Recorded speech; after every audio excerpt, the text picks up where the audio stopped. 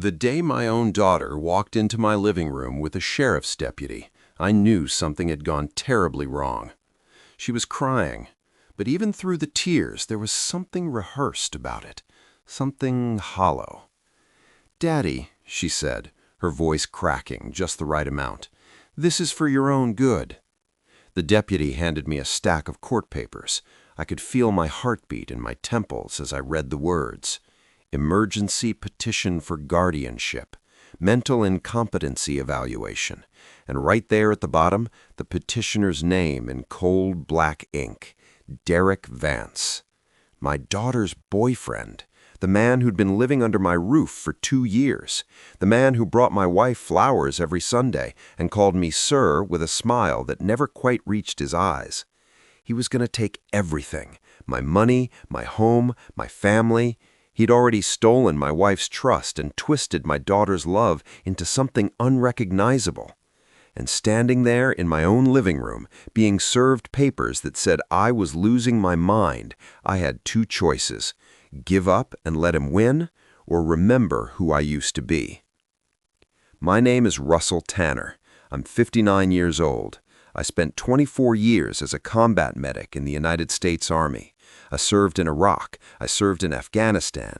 I've held men together with my bare hands while mortars exploded 50 yards away. I've made life-or-death decisions with less than 3 seconds to think. And Derek Vance thought I was going to be easy.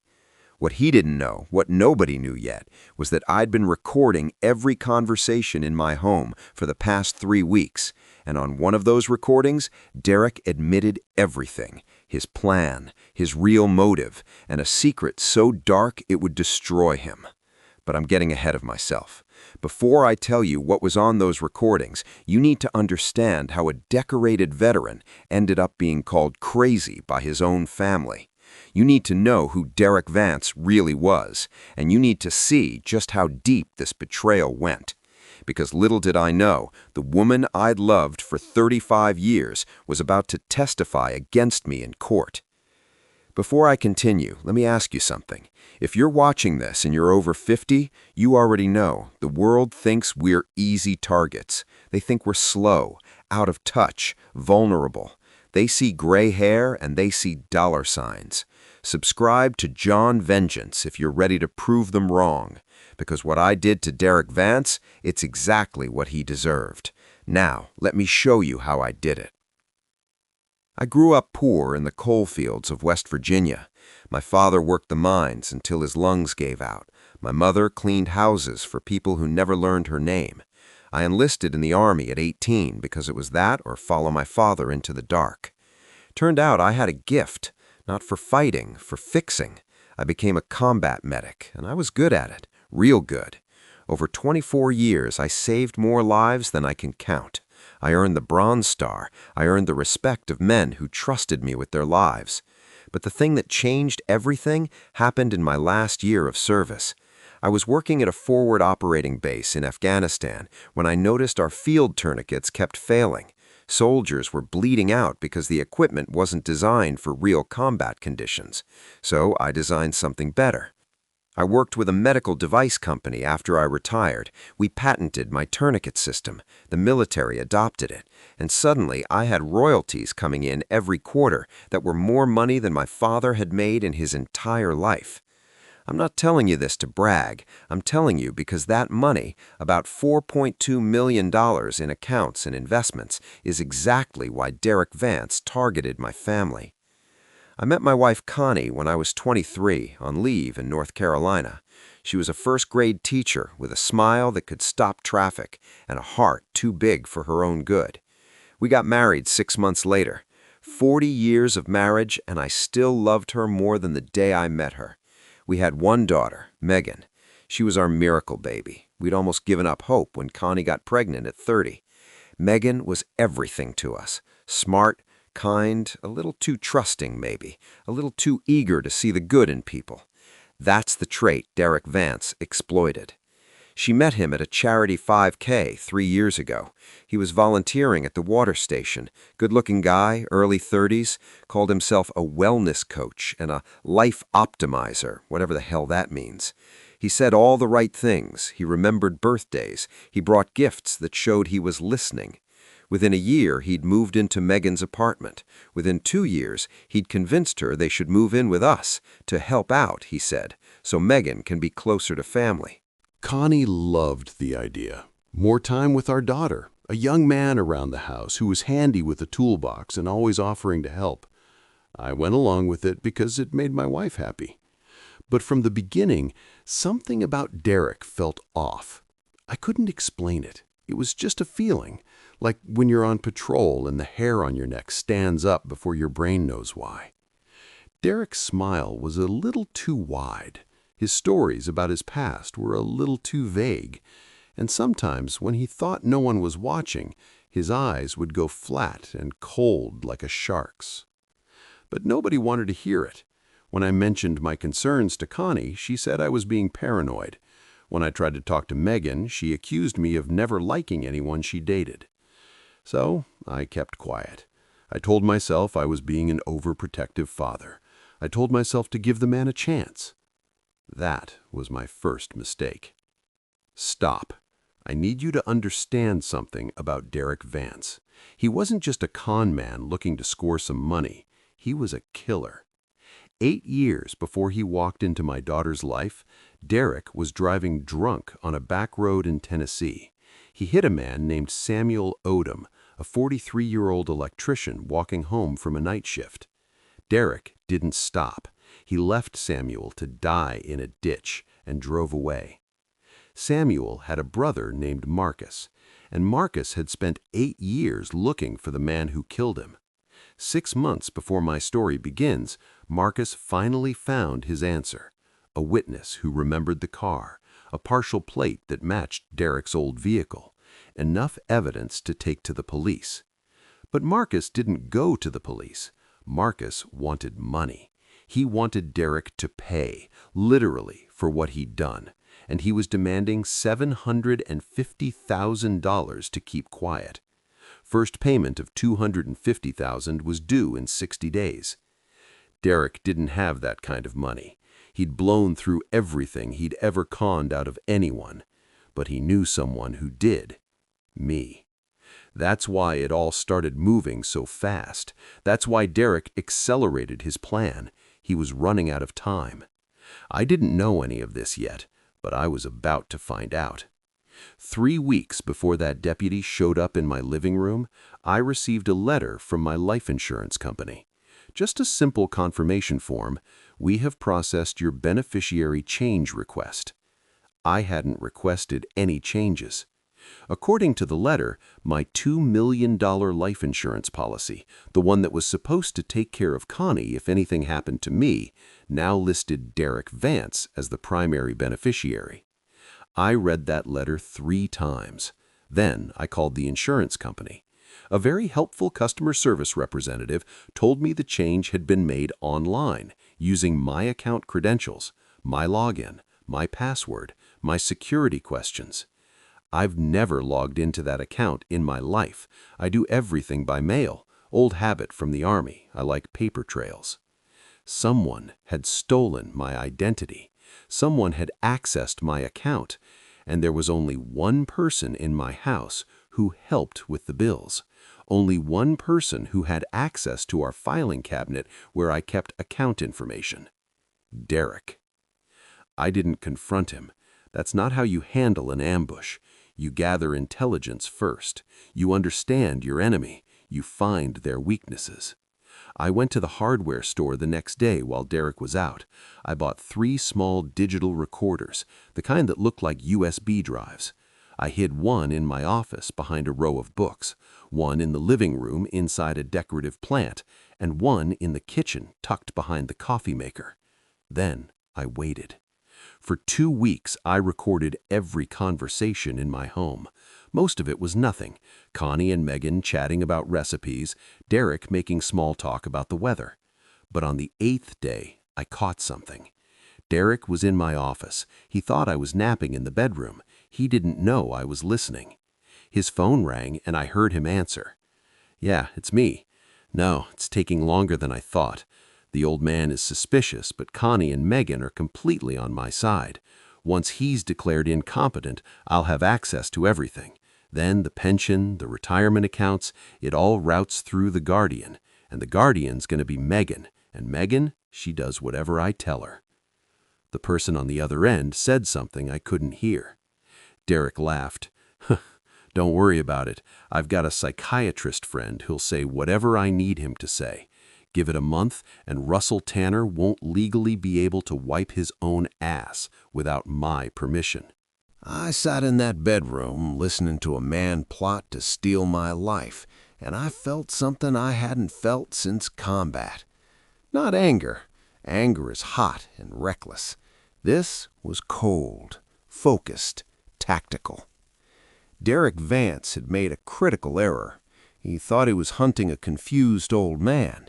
He didn't realize he'd stepped into the crosshairs of someone who'd spent a career taking apart enemies far more dangerous than him. That recording was my first piece of evidence, but it wasn't enough. A good lawyer could claim it was taken out of context, that Derek was joking, that I was paranoid and had manufactured the situation. I needed more.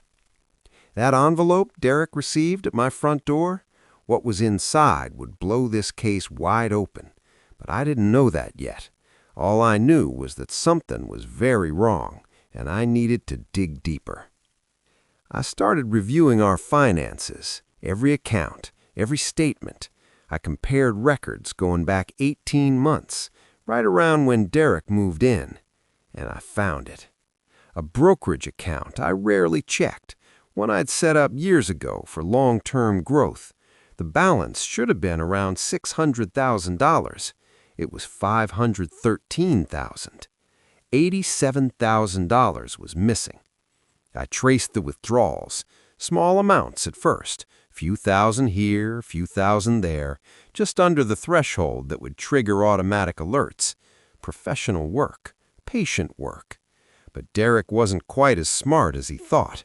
He'd made one of the transfers from our home Wi-Fi, and he'd saved his banking password on his laptop, a laptop he sometimes left on the kitchen counter. I'm not proud of what I did next, but I'd learned a long time ago that rules are for peacetime, and this was war. While Derek was in the shower one morning, I accessed his laptop. I found his banking portal saved in his browser, and I found an account in a bank in the Cayman Islands. Balance, $87,000. Same amount missing from my brokerage. Same time frame. Deposits matched my withdrawal dates almost exactly. I had him. But I wanted to understand the full picture. Why was he so desperate? What was driving this? That's when I remembered something strange. 3 weeks earlier, I'd been sitting on my porch when a car I didn't recognize pulled up the driveway. A man got out, tall, black, maybe mid-40s, hard face. He didn't come to the door. He just stood by his car and waited. Derek came out of the house, walked over, and they had a conversation I couldn't hear. The man handed Derek an envelope. There was a brief argument, then the man got back in his car and drove away. Derek told me later it was just a friend dropping off some paperwork, but I'd seen the way Derek's face went pale. That wasn't a friend. I hadn't thought much of it at the time, but now, with everything I knew, I went back to my Ring doorbell. I'd almost forgotten I had it. Megan had installed it last Christmas, but it recorded everything. I found the footage from that day. The camera had a decent microphone, and when I turned up the volume, I heard the stranger's voice as clear as day. "You've got 60 days, Derek. After that, I go to the cops, and when I do, you won't be going to prison. You'll be going to hell." The stranger's face was now saved on my phone. His license plate was in the footage, and whatever Derek had done to this man, it was serious enough to be worth a trip to the police.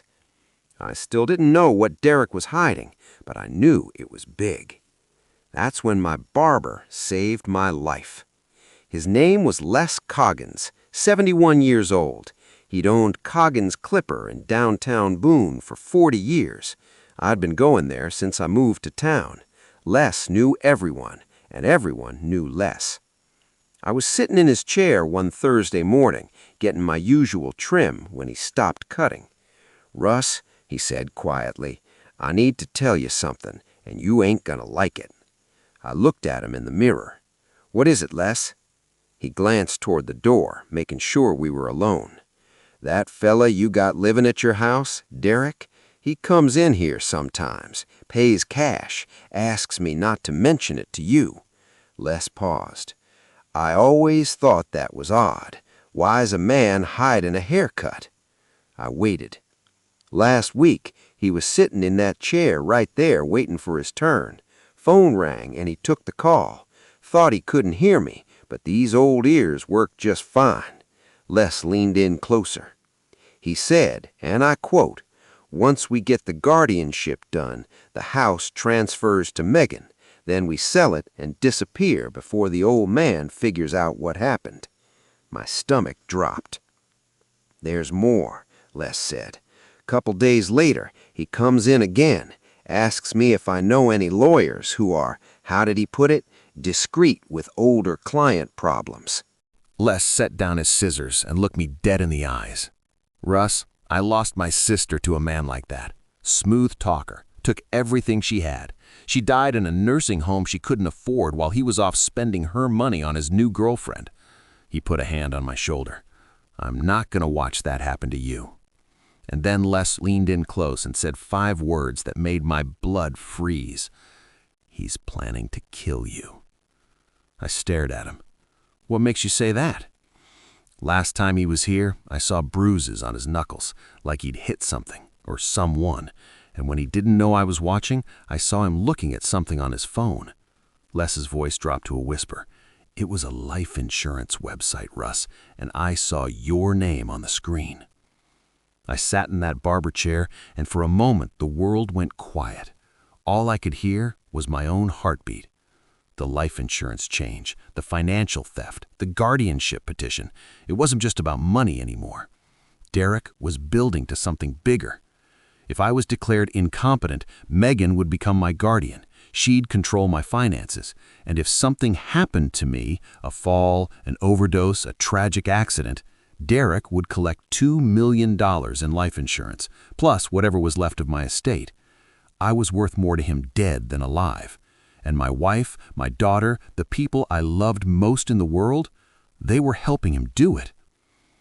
I thanked Les. I paid for my haircut, and I walked out of that barbershop knowing exactly what I had to do. This wasn't about evidence anymore. This was about survival. I had 3 weeks before the competency hearing, 3 weeks to build a case strong enough to destroy Derek Vance, 3 weeks to save my own life, and I wasn't going to waste a single day. The first thing I did was call a lawyer, not one of the local guys Derek might have already gotten to. I drove 2 hours to Charlotte and hired a man named Vincent Torres, a former federal prosecutor who specialized in elder abuse cases. I told him everything. The recordings, the financial theft, the insurance fraud, the mysterious stranger at my door. Vincent listened without interrupting. When he finished, he was quiet for a long moment. "Mr. Tanner, you've done more investigative work in 3 weeks than most people do in a lifetime, but we have a problem." "What's that?" "The competency hearing is in 21 days. If Derek's psychiatrist friend testifies that you're mentally unfit and your wife and daughter back him up, the judge could issue a temporary guardianship on the spot. Once that happens, Derek controls your finances through Megan. And if something happens to you while he's in control..." Vincent didn't need to finish the sentence. "So what do we do?" Vincent leaned forward. "We let him think he's winning. We don't tip our hand. We let him walk into that courtroom confident and comfortable, and then we blow his entire life apart in front of everyone he's manipulated." I liked the sound of that. Over the next 2 weeks, I played the role Derek expected. Confused, forgetful, a little lost. I asked the same questions twice. I pretended not to remember conversations. I let Connie guide me around the house like I might wander off. It was the hardest performance of my life. Every time my wife looked at me with pity in her eyes, it felt like a knife in my chest. Every time Megan talked to me slowly like I was a child, I wanted to scream the truth. But I stayed quiet. I stayed patient. because that's what you do when you're behind enemy lines. Meanwhile, I was building my case. I tracked down the stranger from the Ring doorbell footage. His name was Marcus Odom. His brother Samuel had been killed in a hit-and-run 8 years ago. The case had gone cold until Marcus started doing his own investigating. He'd found a witness who remembered a silver Honda with a partial plate. He'd traced it to Derek Vance. I met Marcus at a diner outside of town. He was a big man with tired eyes and hands that looked like they'd done hard work their whole life. "Why didn't you go to the police?" I asked. Marcus stared at his coffee. "Because my brother's dead either way, and I got a daughter in college and a mortgage I can barely afford. Derek Vance has money, or access to it. I figured I'd make him pay one way or another." "He doesn't have money. He's stealing mine, and if we don't stop him, he's going to kill me before either of us gets justice." Marcus looked up. Something shifted in his eyes. "What do you need from me?" "I need you to testify. Tell the court what Derek did, what he's been paying you to hide." Marcus was quiet for a long time. Then he nodded slowly. "My brother deserves better than blood money. Let's take this bastard down." That was my fourth witness, Les the barber, the independent neurologist who devaluated me and found nothing wrong, the financial investigator who traced the money to the Caymans, and now Marcus Odom, ready to testify about the hit and run and the blackmail. Derek had no idea what was coming, but he wasn't done fighting. I'm 59 years old. I've saved lives on battlefields. I've held dying men in my arms and told them everything was going to be okay when I knew it wasn't. I've faced things that would break most people. But standing in my own home, watching my wife pack a bag and tell me she was staying with Megan for a few days, that broke something inside me. It was Derek's doing, of course. He'd accelerated the narrative, started telling Connie that I was getting worse, that I'd threatened him, that he was scared to be in the house with me. All lies, every word. But Connie believed him. Why wouldn't she? He'd spent 2 years building trust, making himself indispensable, positioning himself as the concerned partner who only wanted what was best for the family. "I just think we need some space, Russ," Connie said, not meeting my eyes. "Just until the hearing, just until we figure out what's going on with you." "Connie, nothing's going on with me. I'm fine. I'm the same man I've always been." She looked at me then, and I saw something that hurt worse than any bullet I'd ever taken. I saw doubt, genuine doubt about who I was. "That's what you say, Russ," she whispered. "But Derek says, and Megan says." "Derek is lying. He's stealing from us. He's manipulating you." Her face hardened. "See, this is what he was talking about, the paranoia, the accusations, the way you always think someone's out to get you." I wanted to show her the recordings. I wanted to show her the bank statements, the ring footage, all of it. But Vincent had warned me, if Derek found out what I had, he'd run. He'd disappear with whatever money he could grab, and we'd never get justice. So I let her go. I stood in my living room and watched my wife walk out the door to go stay with the man who was trying to destroy me, and I have never felt more alone in my entire life. The house was quiet after that, too quiet. Just me and the recordings and the evidence I was gathering. Just me and the clock ticking down to the hearing. I thought the worst was over. I was wrong. 3 days before the hearing, I made a mistake. I confronted Megan. I shouldn't have. I knew better. But I'd found something new. Evidence that Derek had been researching nursing homes in my name, looking at facilities 4 states away where no one would know me, where I'd disappear. I couldn't hold it in anymore. "Megan, I need you to look at something." We were in the kitchen. Derek was supposedly at the gym. I showed her the browser history I'd screenshotted from his laptop. "What am I looking at?" she asked. "Derek's been researching nursing homes for me, memory care facilities. He's planning to have me committed somewhere far away where you'll never see me again." Megan's face twisted. "Dad, stop. Just stop. Look at the dates. Look at the names. He's been doing this for months. You hacked his computer? Dad, that's exactly the kind of paranoid behavior Derek's been worried about. I'm not paranoid. He's stealing from me. He changed my life insurance. He's blackmailing. Stop." Her scream echoed through the kitchen, and then I heard a sound that made my blood run cold. Crying from upstairs. Megan's eyes went wide. "Derek?" She ran up the stairs. I followed. We found Derek in the bathroom, sitting on the floor holding a bottle of pills.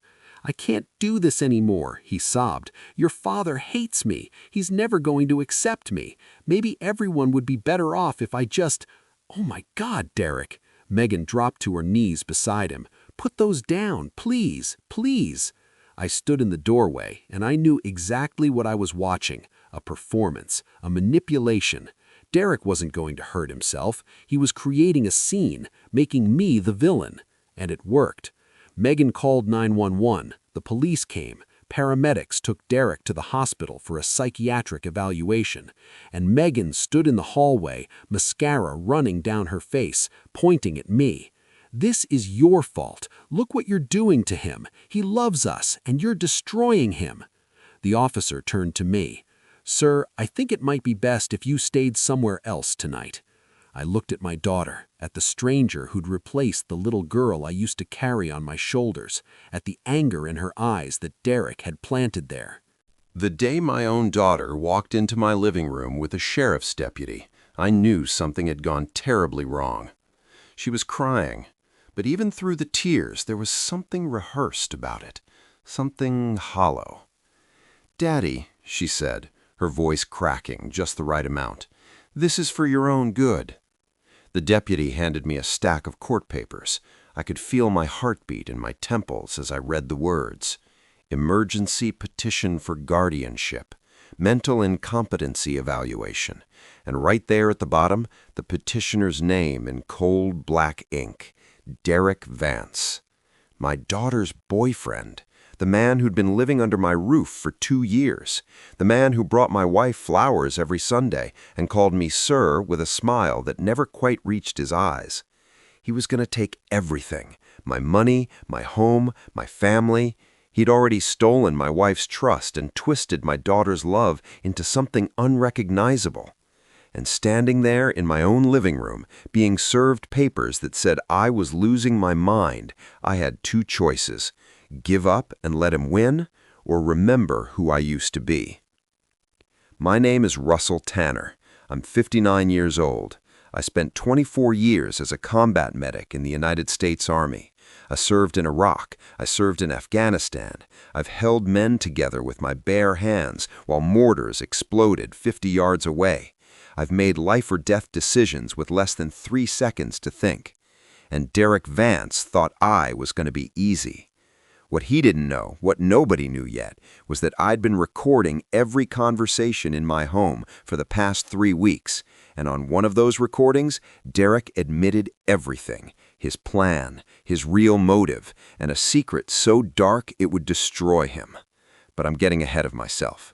Before I tell you what was on those recordings, you need to understand how a decorated veteran ended up being called crazy by his own family. You need to know who Derek Vance really was, and you need to see just how deep this betrayal went. Because little did I know, the woman I'd loved for 35 years was about to testify against me in court. Before I continue, let me ask you something. If you're watching this and you're over 50, you already know the world thinks we're easy targets. They think we're slow, out of touch, vulnerable. They see gray hair and they see dollar signs. Subscribe to John Vengeance if you're ready to prove them wrong. Because what I did to Derek Vance, it's exactly what he deserved. Now, let me show you how I did it. I grew up poor in the coal fields of West Virginia.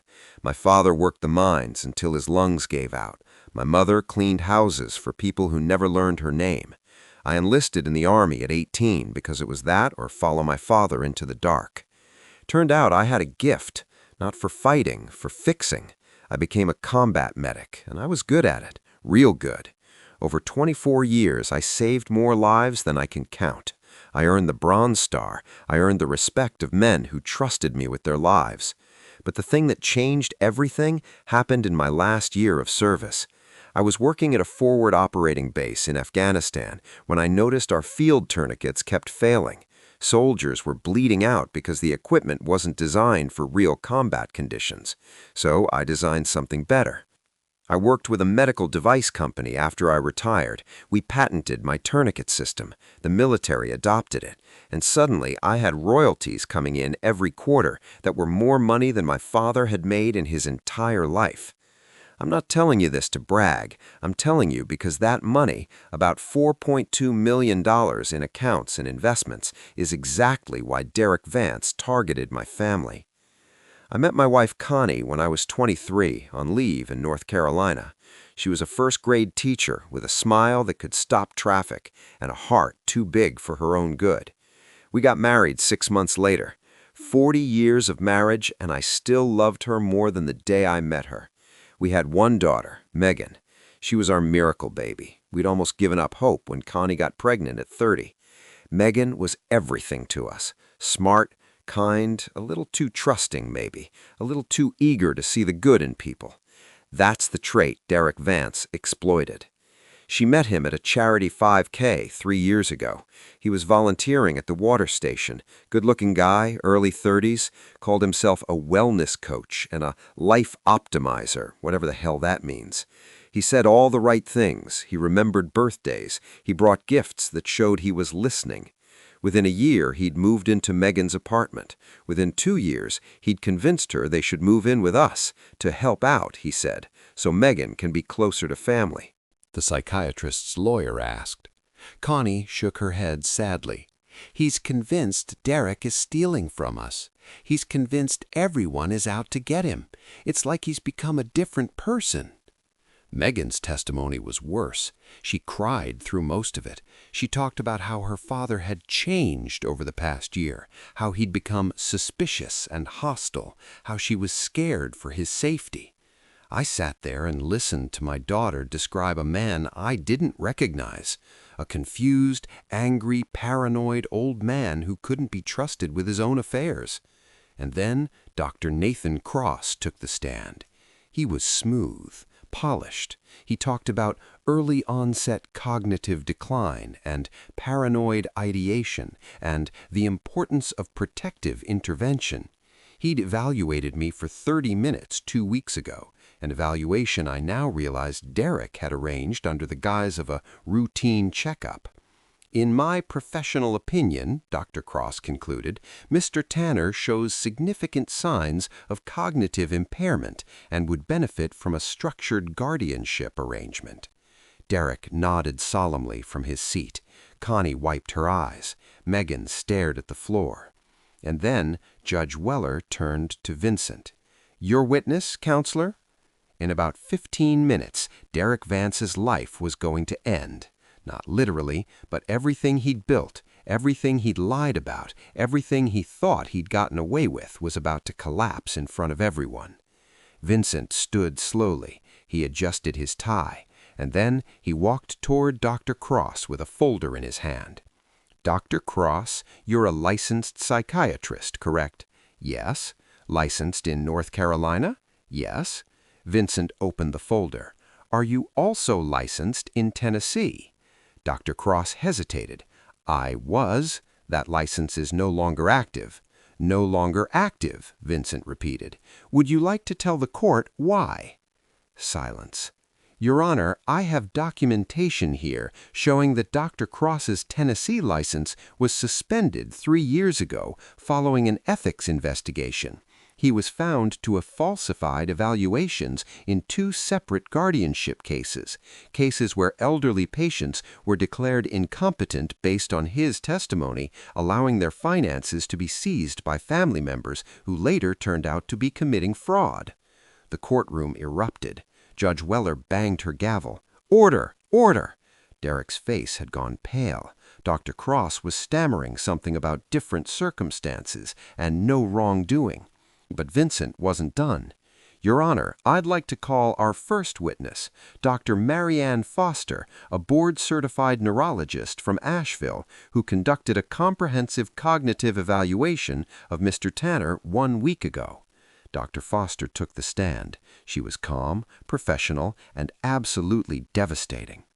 I administered a full battery of cognitive tests to Mr. Tanner over the course of 3 hours. Memory tests, reasoning tests, language and executive function assessments. She held up a thick folder.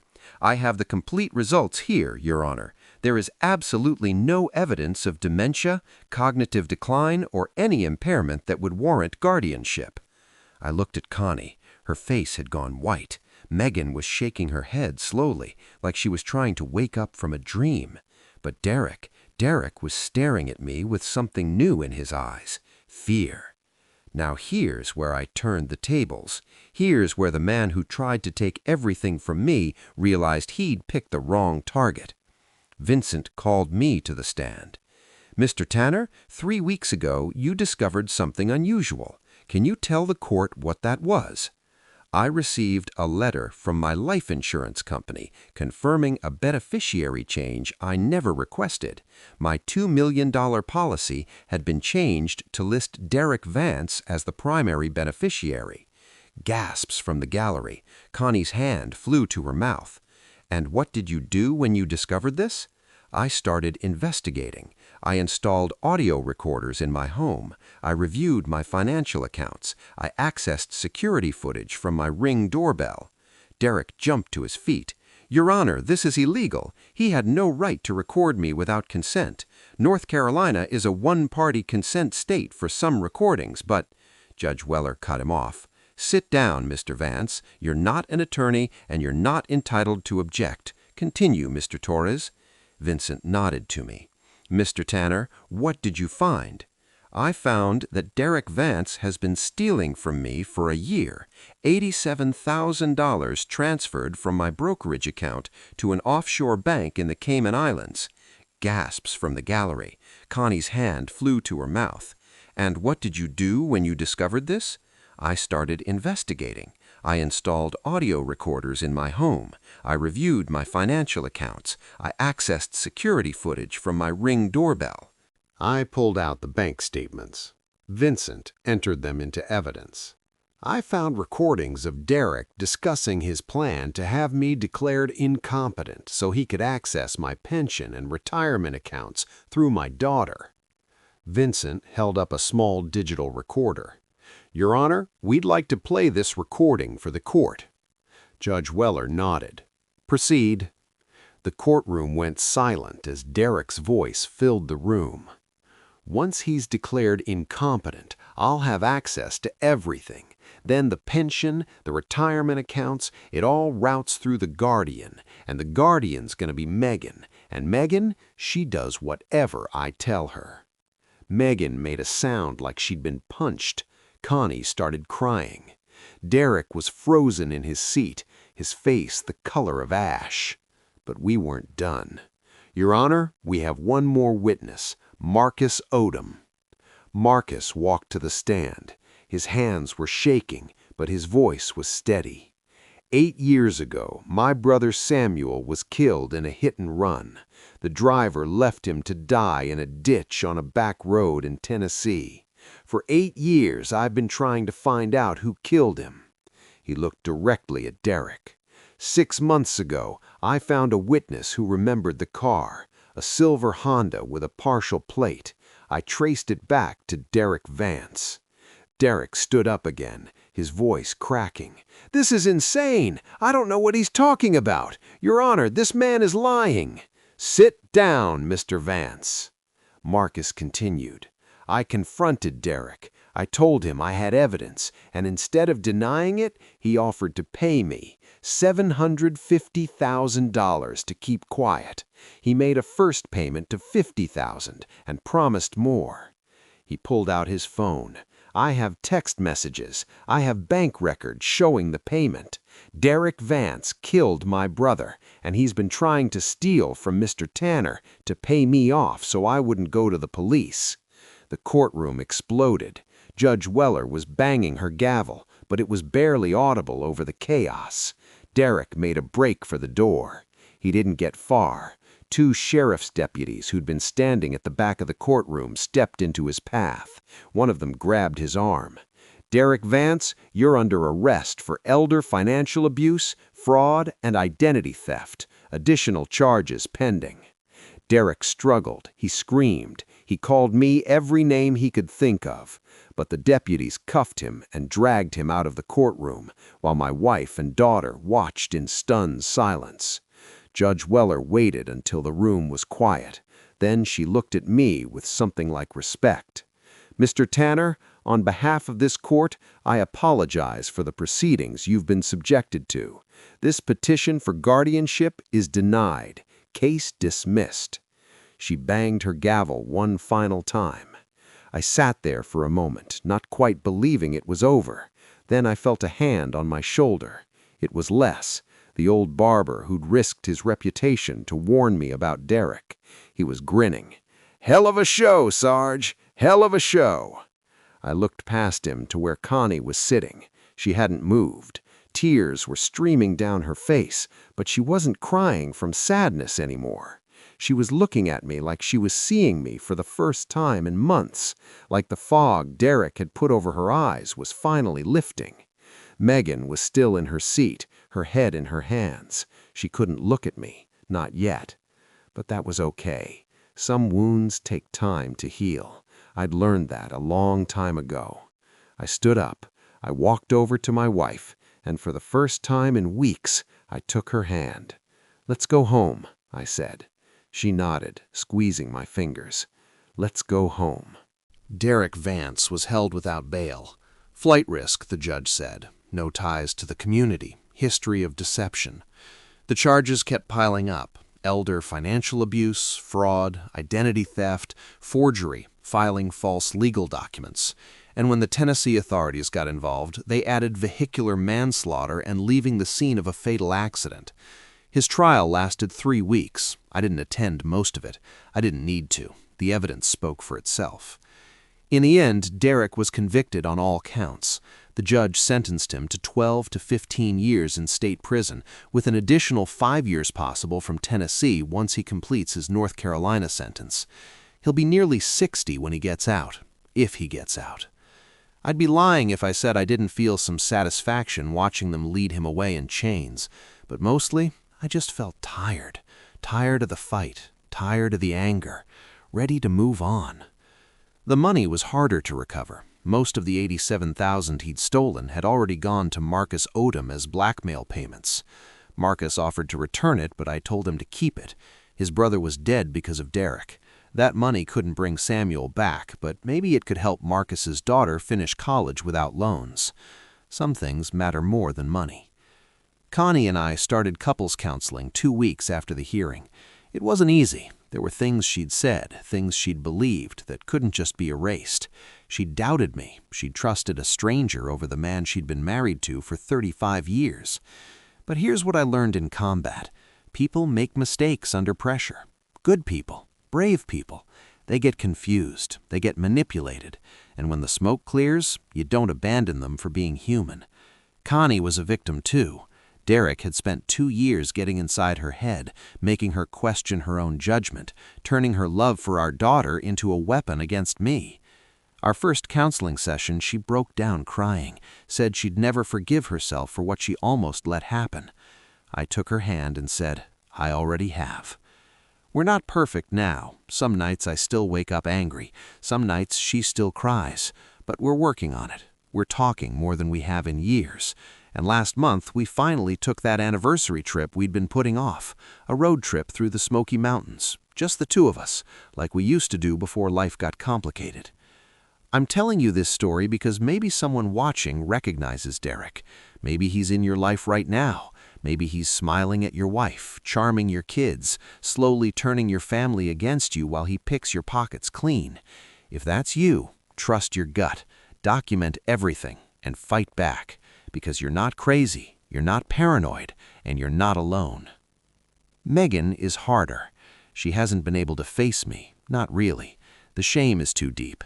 She enabled Derek. She testified against me. She screamed at me in my own home while the man who was planning to steal everything stood there pretending to be the victim. I understand why she can't look me in the eye. I really do. 3 months after the hearing, I got a letter in the mail. handwritten. No return address, but I recognized the handwriting. It was from Megan. She didn't ask for forgiveness. She didn't make excuses. She just wrote about how ashamed she was, how she'd started therapy to understand how she'd been manipulated, how she thought about calling me every day but couldn't find the words. The last line said, "I don't know if you can ever forgive me, but I want you to know I'm trying to become someone who deserves it." I haven't written back yet. I'm not sure what to say, but I kept the letter. I read it sometimes, late at night when the house is quiet. The door isn't closed, it's just not open yet. And maybe that's okay. Some things take time. Les Coggins and I have coffee every Tuesday now. He's become one of my closest friends. Funny how crisis reveals who really has your back. He still cuts my hair, still tells the same bad jokes, still refuses to let me pay full price because veterans get the family discount. Last month, I started volunteering with an organization that helps elderly veterans recognize financial abuse. I go to VFW halls and senior centers and tell my story. I show them the warning signs. I teach them how to protect themselves. It's not much, but if I can stop even one person from going through what I went through, it's worth it. And Connie finally convinced me to start writing that memoir she's been asking about for years. Not about Derek, about everything. The Army, the combat, the lives I saved and the ones I couldn't, the patent that changed our lives, the family I built and almost lost.